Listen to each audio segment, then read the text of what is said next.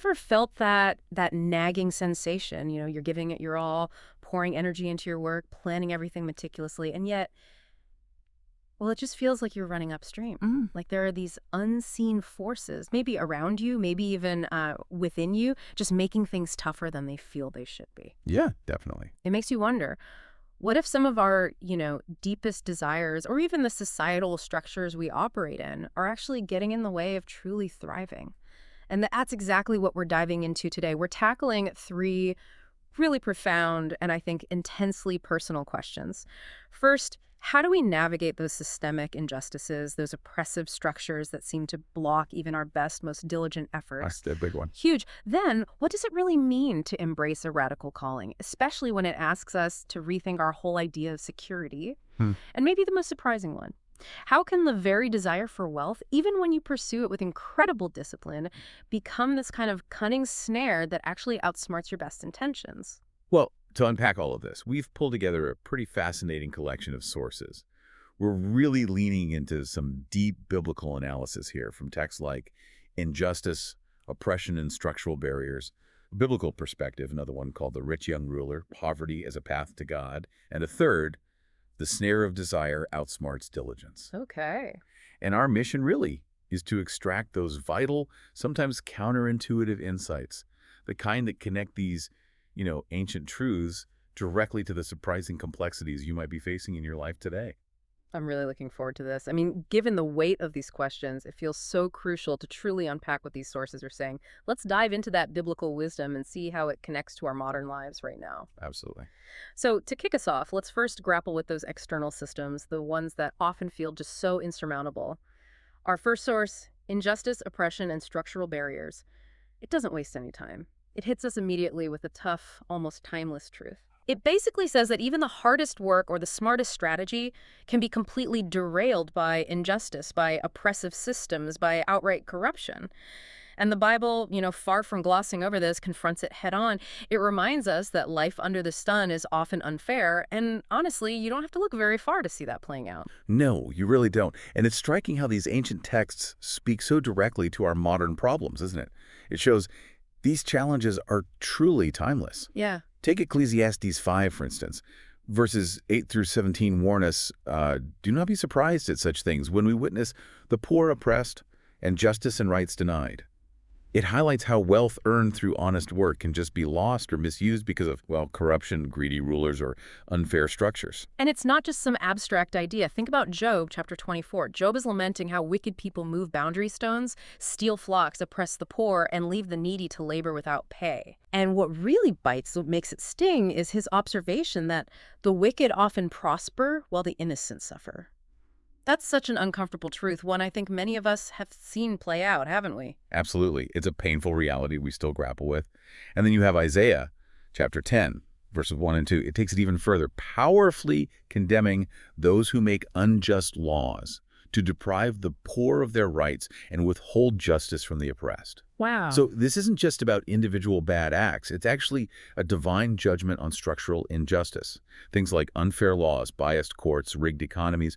It's a reminder that systems themselves can be inherently unfair. So this isn't just about, ancient shepherds and boundary stones. Not at all. Even fast forward to the New Testament, James chapter 5, verses 1 to 6, we hear this stark cry. Wages you failed to pay the workers who mowed your fields. That's presented as God's judgment on the exploitation of laborers, a problem that feels, as old as time and, frankly, as current as this morning's news. It really is. And what's unsettling, really, is how these ancient patterns of injustice echo so sharply in our world today. You can see it everywhere, can't you? You absolutely can. Leaders embezzling funds meant for healthcare or education, corporations underpaying workers, or those unfair trade deals that seem to trap entire nations in debt. Right. And it's in those systemic barriers, too, like communities facing discrimination in housing or jobs or legal systems where, wealthy criminals seem to walk free while the poor get harsher sentences. Yeah. Just imagine a farmer forced to sell crops at exploitative prices, or a young graduate who can't find work without political connections, or maybe a widow losing her land to corrupt officials. These scenarios, tragically, are still very, very real for millions of people. And the truly chilling insight here, I think, isn't just that injustice exists, but how timelessly insidious it seems to be. It stretches from those ancient boundary disputes right up to today's rigged economies. It just proves that the human heart's capacity for exploitation is, well, it's a constant. It requires constant vigilance. That's a sobering thought. And what's even more fascinating, or perhaps disturbing, is how these massive entrenched structural barriers often grow from seemingly small acts and maybe even inactions. What do you mean by that? Well, we're talking about those tiny, small acts of corruption, like a clerk demanding a bribe just to process paperwork, or maybe a teacher showing clear favoritism to rich students. Okay, I see. Then it escalates. It's turning a blind eye to election fraud, or staying silent when you witness police brutality. Or it's the daily exploitation, like employers delaying wages just a little bit, or businesses inflating prices unnecessarily. And finally, it's this kind of cultural apathy where people just shrug, They excuse unfair systems by saying, that's just how the world works. It's a stark reminder that the biggest problems often begin with the quietest compromises, isn't it? It really is. We've all seen or maybe even felt that little internal tug to just let it slide on some small injustice because challenging it feels like too much trouble, too burdensome. Exactly. And these seemingly minor choices, repeated over time, they choke opportunities for ordinary people. They build and solidify these entrenched systems of injustice. Wow. Precisely. And the sources, importantly, remind us that while injustice might be rampant, God is not absent in this picture. Psalm 68.5 calls God a father to the fatherless, a defender of widows. There's a clear bias towards the vulnerable. And Micah 6.8 gives us that powerful, clear, divine mandate, right? What does the Lord require of you? To act justly, love mercy, and walk humbly with your God. So, okay, if we connect this to your life, listening right now, what does this actually mean in practice? Well, it means you have a role to play, however small it might feel sometimes. You can stand for justice in small ways. That could mean refusing to cheat, even when others do. It could mean speaking up for the voiceless when you see an injustice happening. Maybe it's supporting ethical consumerism, pushing back against sweatshops, or advocating for legal reform. Proverbs 31, verses 8 and 9 urges us, speak up for those who cannot speak for themselves, for the rights of all who are destitute. Your small actions, believe it or not, can contribute to dismantling these structural barriers and pushing back against that cultural apathy. It's sobering to see how deeply injustice is woven into the fabric of our world. But often the greatest battles aren't just outside us, are they? No, often they're not. They're internal. And that brings us right to our next critical area, how our own relationship with wealth, with possessions, can become this unexpected barrier to something far greater. And this is really the heart of our second source, the one about the rich young ruler. Right. This account, which you find in Matthew, Mark, and Luke, is just so significant because it reveals the truly radical nature of discipleship. Radical. Well, this young man, he approaches Jesus with what seems like genuine spiritual hunger. He asks, "What good thing must I do to get eternal life?" He clearly saw salvation as transactional, something to be earned or acquired through actions. Like checking boxes. Kind of. But Jesus, the text says, loved him. And because he loved him, he saw past his external righteousness, his rule following, right down to his heart's true master. And that master wasn't God. Apparently not. Jesus' instruction to go, sell everything you have and give to the poor wasn't just arbitrary. The source calls it a surgical removal of a spiritual tumor. Because his wealth, his possessions, had become his idol of security. It was what he truly trusted in deep down. That's a powerful diagnosis, an idol of security. But, for many listeners, financial security isn't an idol. It's a legitimate, maybe even a responsible pursuit. So how do we, looking through the lens of these sources, tell the difference between a healthy desire for security and this kind of idolatrous attachment? That is the core tension, isn't it? Yeah. And the truly profound insight here, I think, is this. Wealth itself isn't necessarily the problem. But when it becomes the master of our hearts, when it promises a security it can never truly deliver, that's when it transforms from just a resource into a barrier to a deeper spiritual life. Okay. And this wasn't just an isolated incident for Jesus. He consistently taught this. Remember, no one can serve two masters. You cannot serve both God and money. Matthew 6.24, yeah. Exactly. And he proclaimed, "Blessed are you who are poor, for yours is the kingdom of God." That's Luke 6.20. And maybe most famously, how hard it is for the rich to enter the kingdom of God. from Mark 10. That's still a tough message to hear, especially in a world that often measures success by accumulation, by net worth. It is tough. Dietrich Bonhoeffer, the theologian, spoke of costly grace. It sounds like this ruler, he was looking for cheap grace, Yeah. eternal life without any fundamental change to his life or priorities. Right. Add salvation to the portfolio. Sort of. But Jesus offered costly grace, which requires total transformation. It demands we reorder our loves. So is the call always literal poverty then? That's a great question, and the nuance here is really important. The source clarifies. Not everyone is called to literal poverty.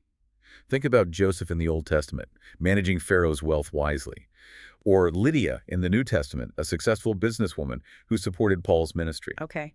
But everyone, according to this perspective, is called to hold possessions loosely, to be ready to release them if and when they hinder our obedience to God. It's fundamentally about readiness, about where your ultimate trust really lies.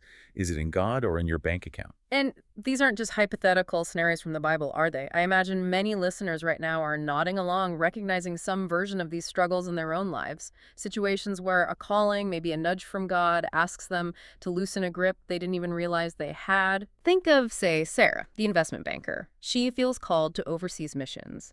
But that means choosing between a really lucrative Wall Street career and personal obedience, sacrificing that financial security she's worked so hard for. That's a huge choice. Or Mark, the entrepreneur. He built a multi-million-dollar business from scratch. Now, his fledgling church plant needs his full attention, his time, his resources. It forces a choice between expanding his earthly empire and investing in kingdom work that offers no earthly returns. And what about a family, let's call them the Johnsons? They feel a strong call to adopt special needs children. But doing so requires them to downsize their home, drastically reduce their lifestyle, maybe even eliminate their retirement savings.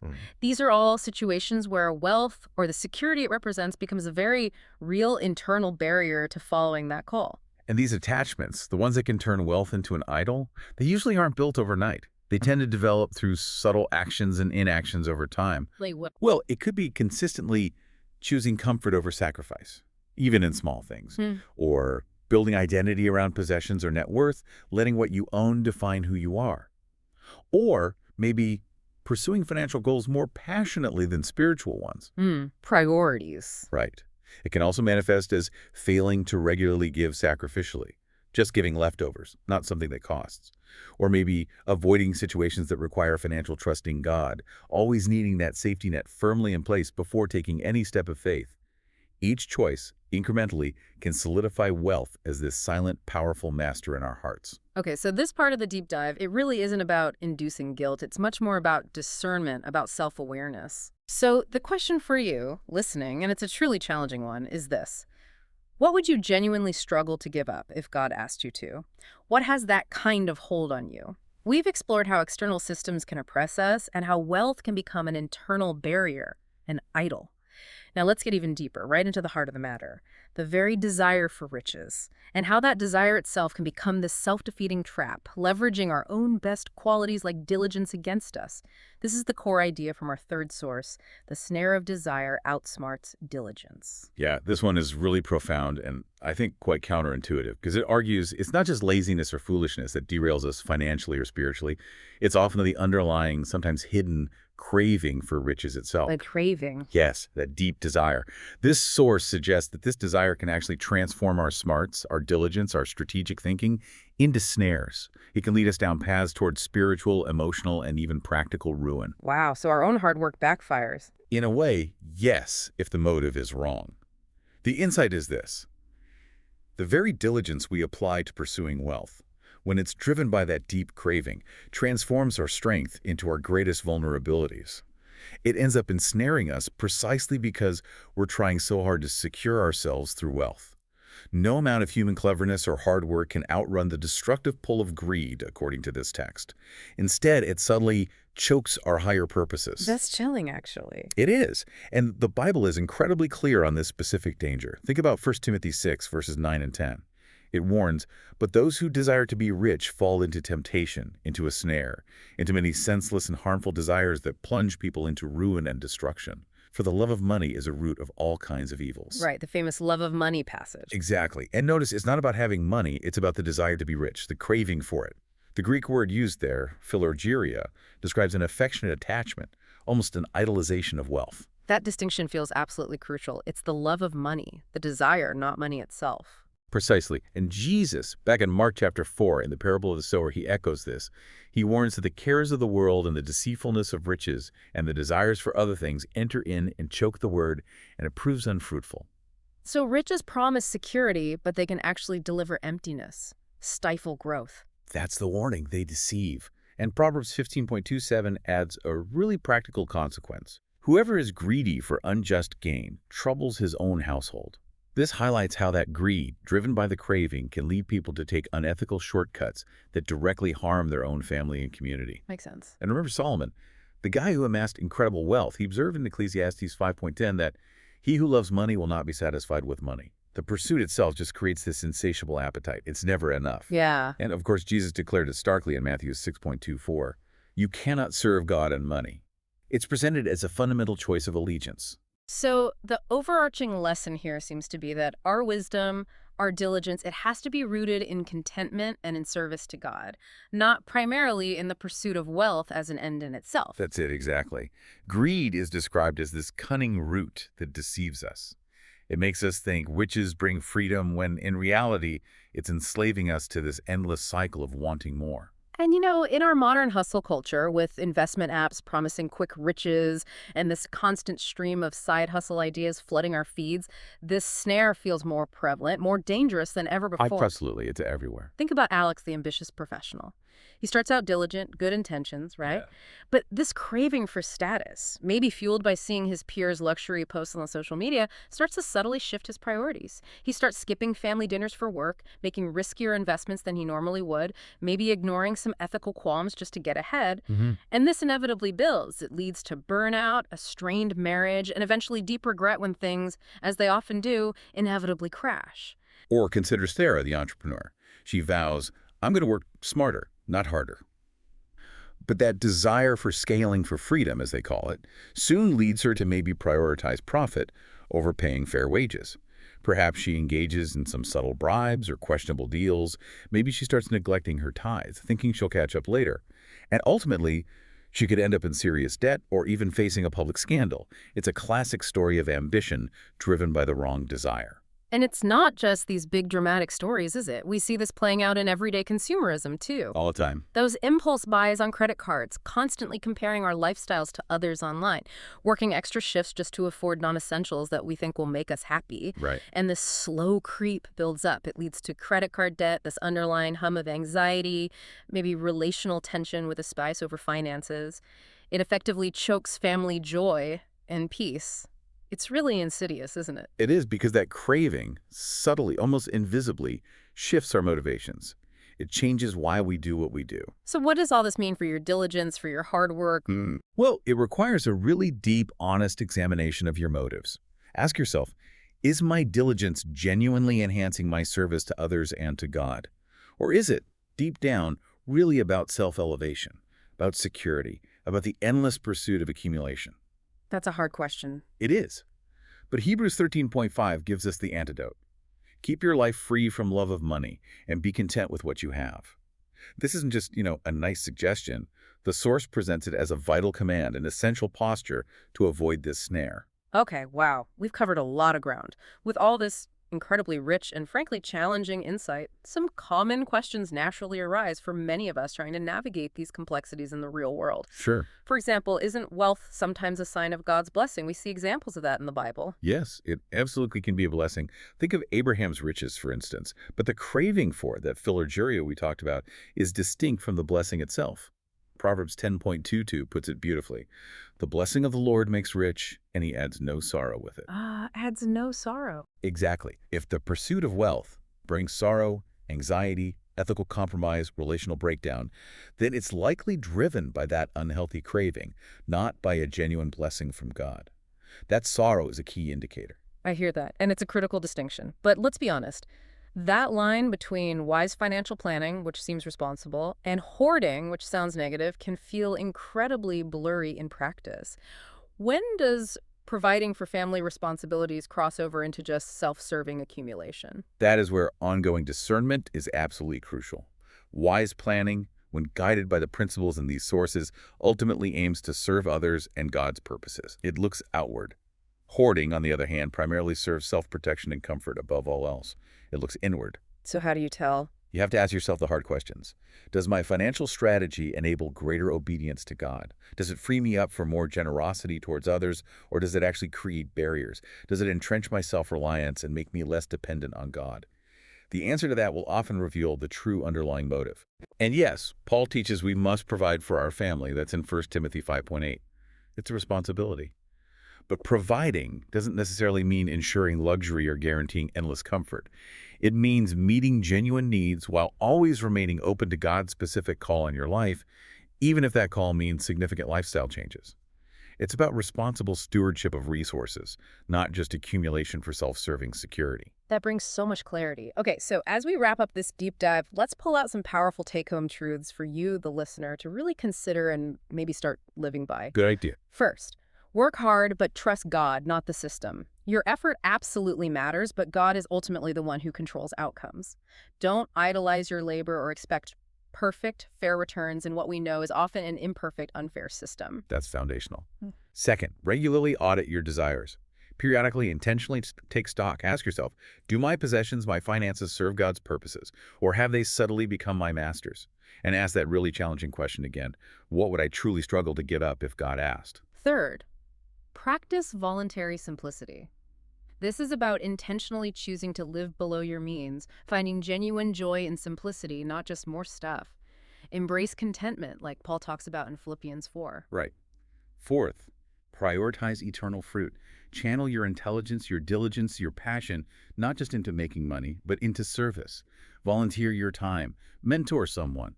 Actively support the oppressed. Give generously and sacrificially. Focus on things with lasting value. And finally, fifth, listen for your specific call. Everyone has areas where possessions or the pursuit of security might be hindering full obedience to God. Yeah. Be willing to truly hear what God might be asking you specifically to release or reprioritize. Those are powerful takeaways. Today, we've taken a really profound deep dive, haven't we? We've looked at how injustice can relentlessly block our paths, how wealth itself can morph into an internal idol, and how the very desire for riches can cunningly outsmart even our best, most diligent intentions. It truly challenges our deepest cultural assumptions about what success and security actually mean. It really does. And, the rich young ruler's tragedy, when you think about it, wasn't fundamentally that he had possessions. It was that he was utterly unable to imagine life without them. They defined him. His story stands as this enduring challenge to every one of us, asking us to examine what we would truly struggle to surrender if Jesus asked for it today. And maybe, just maybe, to begin loosening those grips before they become unbreakable chains. So the ultimate question isn't really whether you have wealth. No, it's whether wealth has you. Wow. Well, we truly hope this deep dive has given you some profound insights and maybe some practical steps to help you navigate these complex waters in your own life. And remember, as Matthew 19.26 tells us, with man this is impossible, but with God all things are possible. The same God who might call us to radical surrender is the one who provides the grace, the strength to actually obey. Keep exploring these ideas, keep questioning, and keep seeking.